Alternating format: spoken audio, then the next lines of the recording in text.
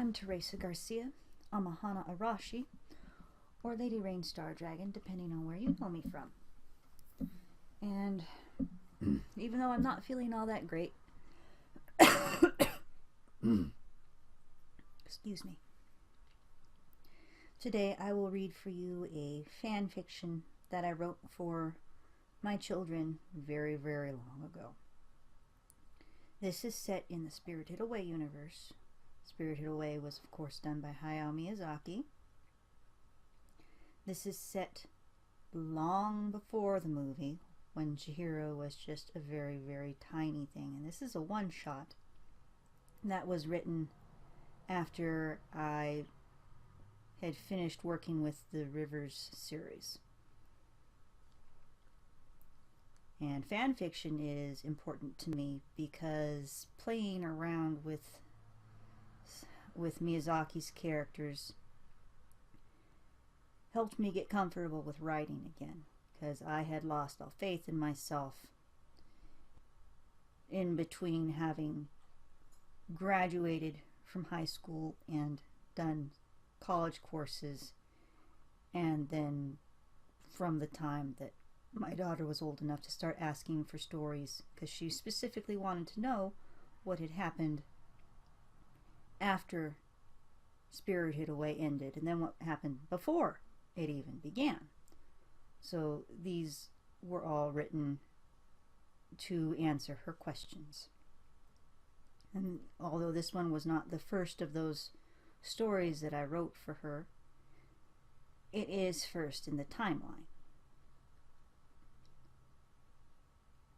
And this is titled Promise to Protect and Provide.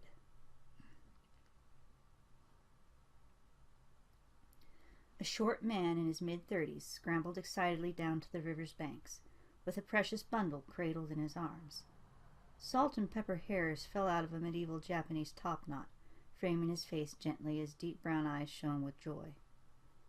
Above, a velvet black sky shone with stars as Lady Moon peered down to witness and guard this special meeting. Nigihayami Kohoku Nushi-sama.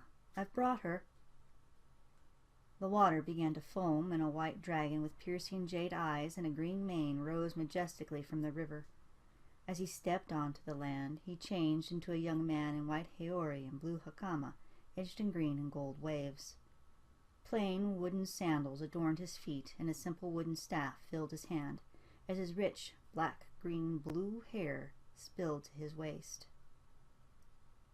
As the river's god drew near, Koji pulled the blanket back a little to reveal a tiny face. She was only a couple months old and had a dusting of chestnut fuzz on the top of her head.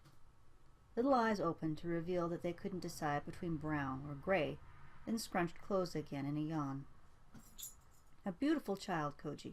You must be very proud of your granddaughter. What is her name? Her name is Chihiro, Lord. Please stop. You know how uncomfortable that makes me. Talk to me as if I was one of you, please. Usually it is the mother that makes the presentation to the river, under Amaterasu's light. Why so far from tradition? My son's wife does not live by or believe in the old ways. She does not believe that everything has an intelligence of its own. She refused to have Chihiro presented. So, while they are gone tonight on a getaway, I am making it. The young river deity looked troubled as he took the child into his arms.